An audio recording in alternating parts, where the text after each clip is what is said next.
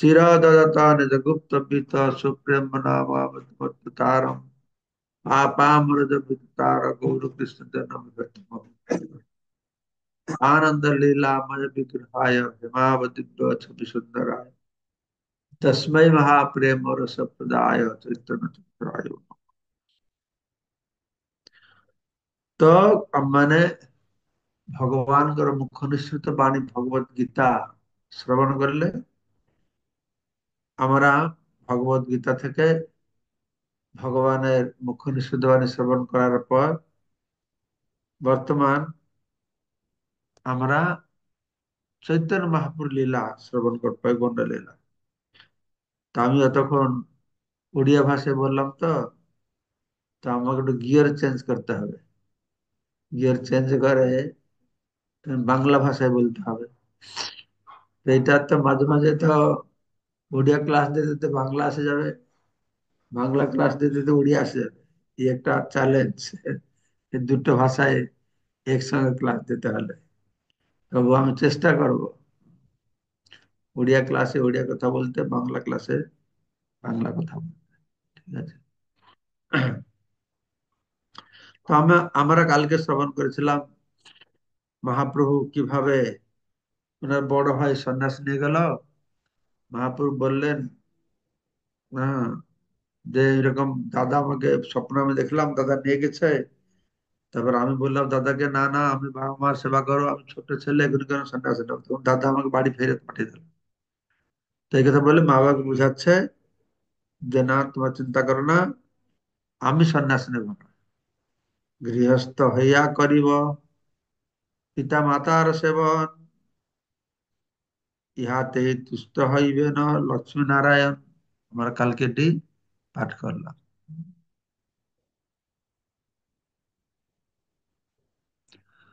তো তবে বিশ্বরূপ ইহা পাঠাইল মরে, মাতাকে কহিয়া কোটি কোটি নমস্কারে। তো বিশ্বরূপ আমার বড় ভাই তো আমাকে এখানে পাঠালেন, আর মাকে কোটি কোটি নমস্কার জানাতে বলেছে।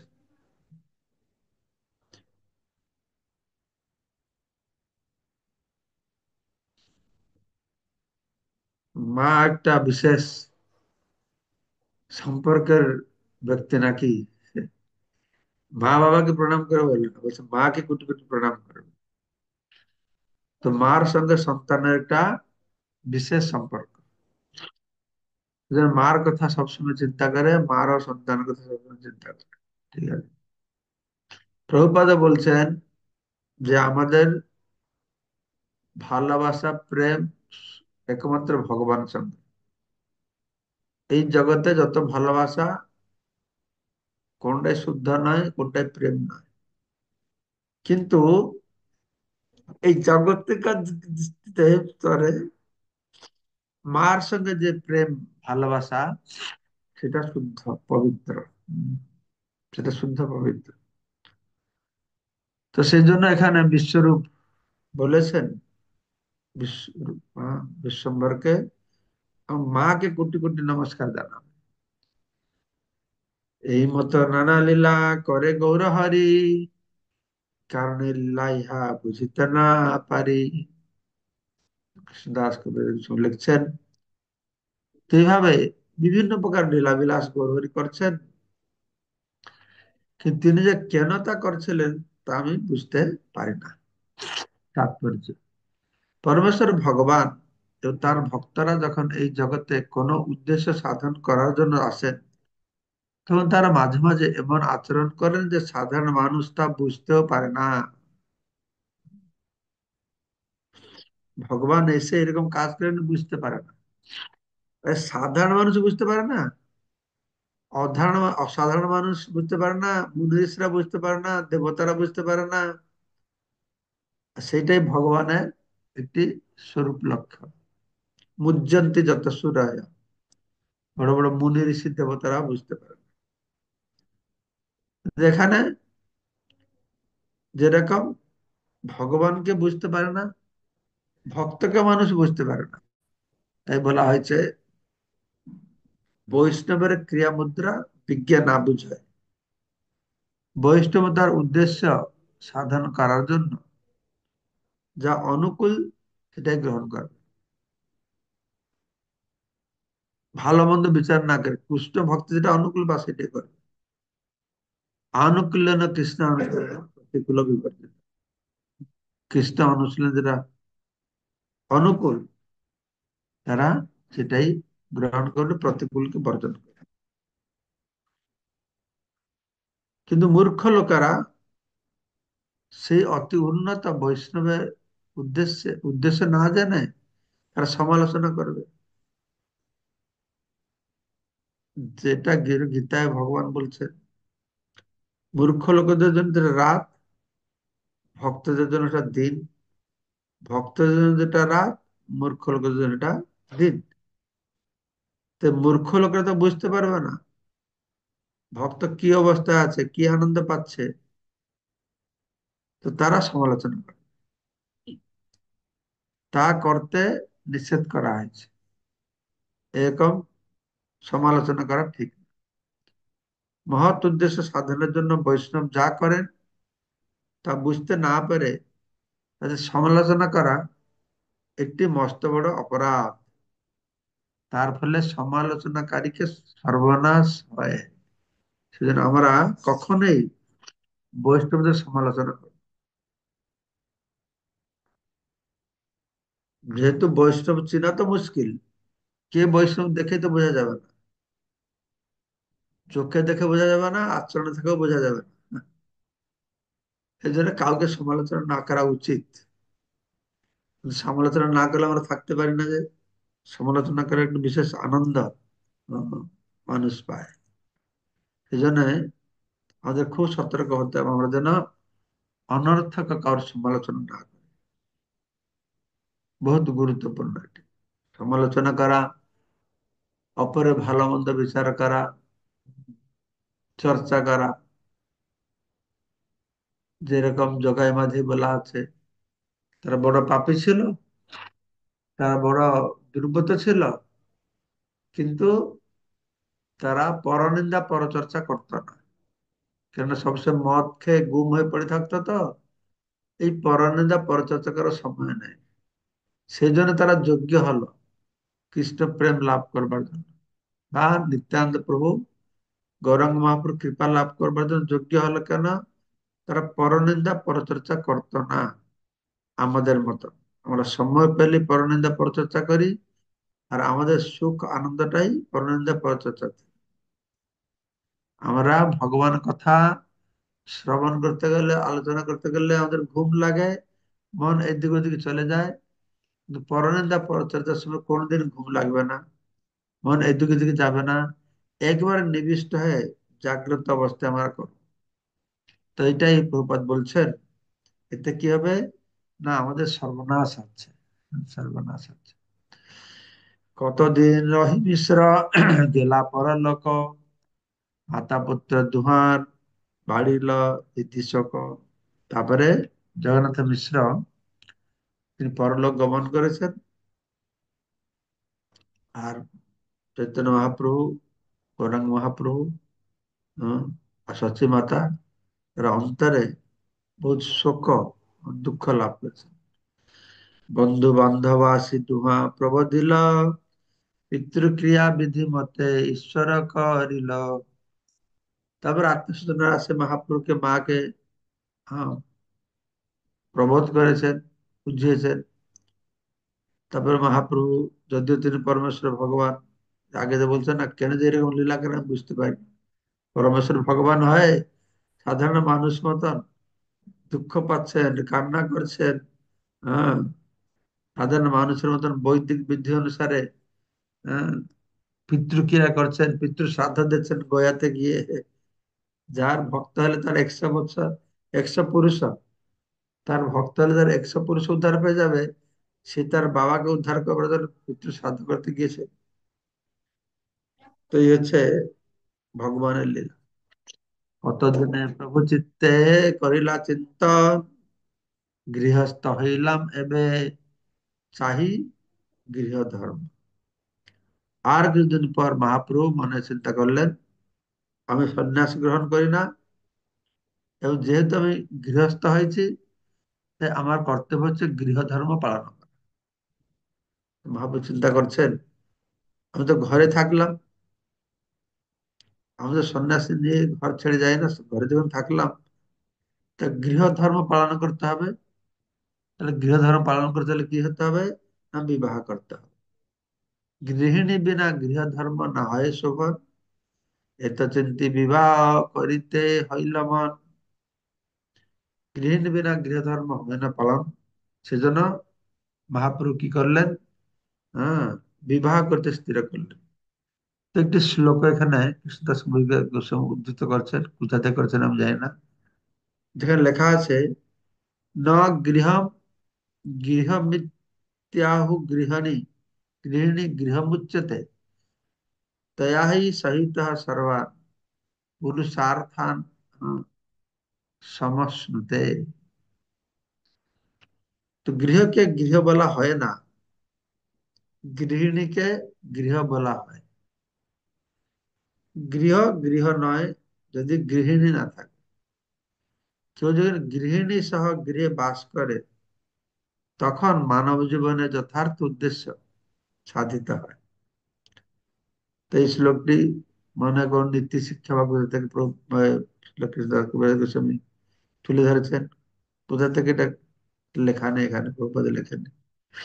তো গৃহে থাকলে, হ্যাঁ, বিবাহ করে থাকতে হবে, নাই তো নাই, গৃহ ত্যাগ করে মঠ মন্দিরে সন্ন্যাস হয়ে থাকতে হবে। তো দৈবে একদিন প্রভু পড়িয়া আসিতে, বল্লভাচার্যের কন্যা দেখে গঙ্গা পথে। ওই যে বল্লভাচার্যের কন্যাকে তো আমরা স্মরণ করেছিলাম, হ্যাঁ, লক্ষ্মী প্রিয়া, লক্ষ্মীর কথা। লক্ষ্মী সে পূজা দিত, মহাপুরুষ কেড়ে করে নিয়ে যেত, সব মেয়েদের নিয়ে যেত, লক্ষ্মীকে বর দিয়েছিলেন। তখন থেকেই মহাপুরুষের সঙ্গে লক্ষ্মী প্রিয়ার দেখা হয়েছিল। তা আবার একদিন কি হয়েছে, মহাপ্রভু বড় হয়ে গেছেন, তখন মহাপ্রভু পড়বার জন্য যাচ্ছেন ওপারে, গঙ্গার এপার থেকে ওপারে হয়তো যাচ্ছেন। সেখানে, আচ্ছা, হ্যাঁ, গঙ্গাধর পণ্ডিতের টোলে পড়তে যাচ্ছেন। তো সে পাঠশালা থেকে ফিরছেন, তখন দৈবক্রমে গঙ্গার পথে বল্লভাচার্যের কন্যাকে, দেখতে পেলেন। বল্লভাচার্যের কন্যা পূর্ব সিদ্ধ ভাব তোমার উদয় করিল, দৈবে বনমালী ঘটক সচি স্থানে আইল। পূর্ব সিদ্ধ ভাব, মহাপ্রভু ও লক্ষ্মীদের সাক্ষাৎ হলো, তখন তাদের পূর্ব সিদ্ধ ভাবের উদয় হলো। তো লক্ষ্মী দেবী ভগবানের নিত্য সঙ্গিনী, তো সেই ভাব উদয় হলো। আর দৈবের যে কি হয়েছে, ঘটক। ঘটক, ঘটক মানে কি, যে বিয়ে ঠিক করে তাকে বলে ঘটক বলে। তো বনমালী একজন ছিল, সে তখন সচ্চি মাতার কাছে এসেছে। তো সচ্চি মাতা এসে, এই বনমালী ঘটক, তিনি ছিলেন নবদ্বীপের একজন ব্রাহ্মণ। তিনি নবদ্বীপের একজন ব্রাহ্মণ ছিলেন। তিনি মহাপ্রভুর বিবাহের ঘটকালি করেন। গৌরগণদেশ দীপিকা বর্ণনা করা হয়েছে যে এই বনমালী পূর্বলীলায় তিনি ছিলেন বিশ্বামিত্র। তিনি রামচন্দ্রের বিবাহের ঘটকালি করেছিলেন, এবং পরবর্তী লীলায় রুক্মিণী দেবী যে ব্রাহ্মণকে কৃষ্ণের কাছে পাঠিয়েছিলেন, তিনি হচ্ছেন চৈতন্য লীলা বনমালী। আচ্ছা, তো পূর্ব জীবনে বনমালী, দ্বাপর যুগে তিনি ছিলেন সেই ব্রাহ্মণ, যে ব্রাহ্মণের হাতে রুক্মিণী দেবী চিঠি দিয়ে কৃষ্ণের কাছে পাঠিয়েছিলেন।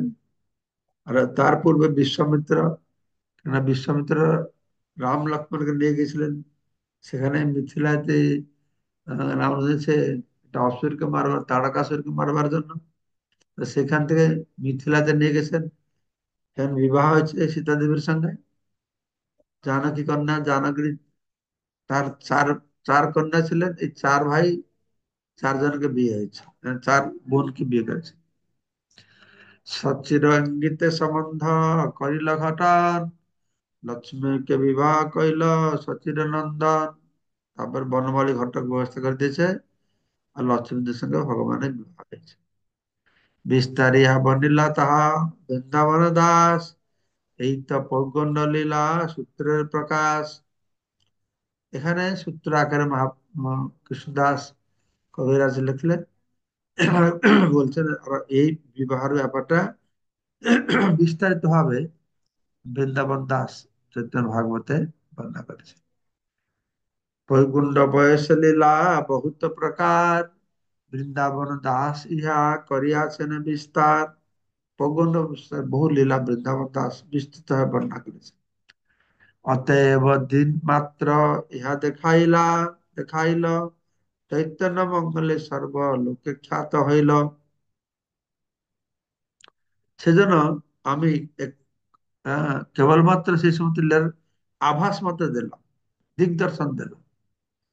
কেননা বৃন্দাবন দাস ঠাকুর তার চৈতন্য মঙ্গল গ্রন্থে, অর্থাৎ বর্তমান তাকে বলা আছে এই চৈতন্য ভাগবত, সেই গ্রন্থে এই সমস্ত লীলা আরো সুস্পষ্ট হবে বিস্তারিত হয়ে বর্ণনা করেছেন। তার ফলে সেগুলি সমস্ত জগতে বিখ্যাত হয়েছে, চৈতন্য মঙ্গল সর্বলোকে খ্যাত হইল। এই সমস্ত লীলা সারা জগতে বিদিত হলো। শ্রীরূপ রঘুনাথ পদে যার আস, চৈতন্য চরিতামৃত কহে কৃষ্ণ দাস। তো এই অধ্যায়টি খুব ছোট্ট, মাত্র 34টি শ্লোক। কেন না, কৃষ্ণদাস কবিরাজ গোস্বামী এই সমস্ত লীলা বিস্তারিত বর্ণনা করেননি, কিন্তু বলছেন চৈতন্য ভাগবতে আছে। আপনারা আশা করি আমাদের ইস্কন পক্ষ থেকে এটা সুন্দর চৈতন্য ভাগবত প্রকাশিত হয়েছে, আপনার সেই গ্রন্থ সংগ্রহ করে এই যেগুলো সূচনা দেওয়া হলো, সংক্ষেপে বলা হলো সূত্র আকারে, তো বিশদ সেগুলি শ্রবণ করবেন, তাতে আরো আনন্দ পাবেন। তো এইভাবে কৃষ্ণদাস কবিরাজ গোস্বামী বলছেন, শিল রূপ গোস্বামী শিল রঘুনাথ দাস গোস্বামীর শ্রী পাদ পদ্মে আমার প্রণতি নিবেদন করে, তাদের কৃপা প্রার্থনা করে এবং তাদের পদাঙ্ক অনুসরণ পূর্বক আমি কৃষ্ণদাস শ্রী চৈতন্য চরিতামৃত বর্ণনা করেছি। ইতি শ্রী চৈতন্য মহাপ্রভু পৌগণ্য লীলা বর্ণনা করে শ্রী চৈতন্য চরিতামৃতের আদি লীলার পঞ্চদশ পরিচ্ছেদের ভক্তি বেদান্ত তাৎপর্য সমাপ্ত। তো আমি এক্ষুনি আমাকে ট্রেন স্টেশন থেকে ট্রেন ধরার জন্য, তো সেই জন্য আমি এক্ষুনি পশ্চিম ওড়িশায় আছি।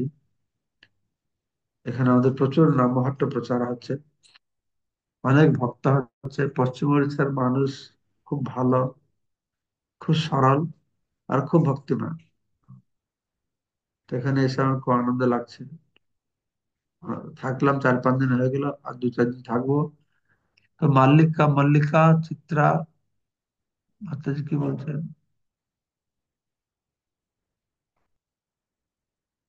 অনমিউট করুন। প্রণাম মহারাজ, আপনার চরণে।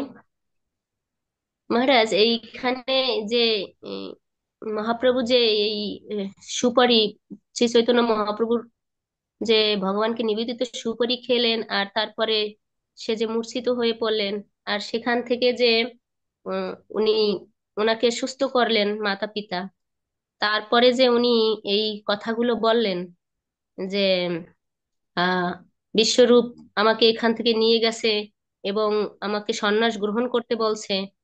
তো আমি তাকে বললাম যে আমি বালক, এখন সন্ন্যাসের কি জানি। এই এই কথাগুলো বলার পরে যে এখানে উনি বললেন যে এই কথাগুলো কি ওনাকে, উনি কি স্বপ্ন দেখেই বলেছিলেন, নাকি মাতা পিতাকে বোঝানোর জন্য বলেছিলেন, সান্ত্বনা দেওয়ার জন্য বলেছিলেন? ওটা তো আমি বলতে পারবো না। এখানে যা লেখা হয়েছে, উনি যেন মূর্ছা হয়ে গেছেন। হ্যাঁ, সে মূর্ছা মানে কি ওই সুপারি খেয়ে তারপরে বলছেন যে আমি এরকম গেলাম, আহ, এটা যাই না। দুটাই এটা উনি মূর্ছার সময় দেখেওছেন, আর পিতা মাতাকে আমার মনে হয় পিতা মাতাকে আশ্বাসন দিতে এটা বলা দরকার ছিল না, তিনি শুধু বলতে পারতেন ঠিক আছে, আমার দাদা সন্ন্যাস হলেন অনেক, আমি থাকবো, তোমার সেবা করবো, তাই না? সেই কথা তে বলেছেন। মিথ্যা বলা দরকার নেই। নিশ্চয়ই হয়তো যখন মূর্ছা গিয়েছিলেন, হ্যাঁ, তখন হয়তো দেখেছেন কিছু, তাই বলছেন। আমার যা মনে হয় এটা। আচ্ছা মহারাজ, আরেকটা যে এই পৌগণ্ড লীলা 5 বছর বয়স থেকে 10 বছরের মধ্যে, তো এই 10 বছরের মধ্যে তাহলে মহাপ্রভু লক্ষ্মীপ্রিয়াকে বিবাহ করলেন? তখন তো অল্প বয়সে বিবাহ করতো, 10 বছর বয়স ছিল কি না সেটা আমি এক্সাক্টলি জানি না। কত বয়স সেটা খুঁজলে পাওয়া যাবে, কোন বয়স কত হয়েছিল। কিন্তু তখন কম বয়সে বিবাহ হতো। সেটা 10 বছর বয়স হবে। পরে তো মহাপ্রভু সন্ন্যাসী নিল 24 বছর বয়সে, যখন বিষ্ণুপ্রিয়ার বয়স ছিল 16 বছর। তো সেটা সেটা দেখতে হবে, শাস্ত্রতে খুঁজতে হবে। আচ্ছা মহারাজ, এই যে এই পৌগণ্ড লীলার মধ্যেই তো এই বিবাহর ইয়াটা বলছে, তাই আমি এটা আর কি প্রশ্ন করলাম। হ্যাঁ, হরে কৃষ্ণ। সেটা দেখতে হবে। প্রণাম। সুধাময় কেশব প্রভু।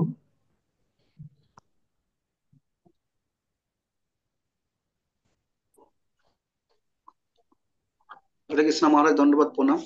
তো মহারাজ এখানে এই 23 নম্বর শ্লোকে বলছে যে মাতা ও পিতার অন্তরে অত্যন্ত শোক হইল তার জগন্নাথ মিশ্র যখন পরলোক গমন করলো। তো ভগবান তো এখানে হচ্ছে যে এই ভগবত গীতায় ভগবান বলছে যে আহ উম, যে উম, যে হচ্ছে আমরা আত্মা, আর তার জন্য শোক করার দরকার নেই কেউ কিছু মারা গেলে, এরকম ব্যাপারটা।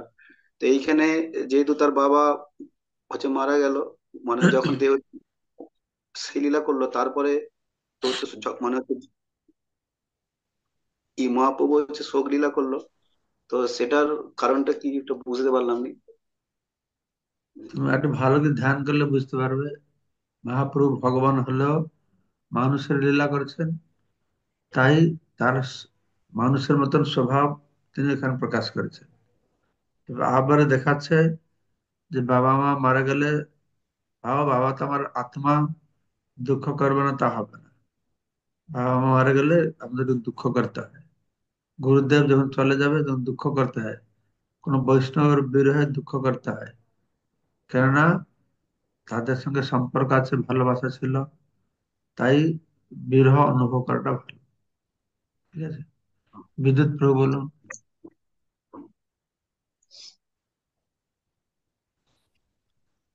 ধন্যবাদ। প্রণাম মহারাজ, আপনার শ্রীচরণে। মহারাজ, 29 নম্বর শ্লোকে বলছে যে যখন মহাপ্রভু ও লক্ষ্মী দেবীর সাক্ষাৎ হলো, তখন তাদের পূর্বসিদ্ধ ভাবের উদয় হলো। এই পূর্বসিদ্ধ ভাবটা কোনটা? এইটা আমার যা মনে করছি, যে লক্ষ্মী দেবী তো ভগবানের চিন্ময় ধামে নিত্য সঙ্গিনী নাকি, পূর্ব হ্যাঁ, পূর্বে হ্যাঁ। থেকে তাদের সম্পর্ক আছে। তো সেই ভাবটা আবার আচ্ছা, উদয় হলো। ঠিক আছে, আচ্ছা, তাহলে আচ্ছা, সবাইকে অশেষ ধন্যবাদ। বাঞ্ছা আচ্ছা। কল্পতরুভ্যশ্চ কৃপা সিন্ধুভ্যেব চ পতিতানাং পাবনেভ্যো বৈষ্ণবেভ্যো কাশী নমস্তে পরিজন পাপনা ভূষণ নমঃ পূর্ণম হরে জয় জগন্নাথ, হরে কৃষ্ণ, হরে কৃষ্ণ। হরে কৃষ্ণ।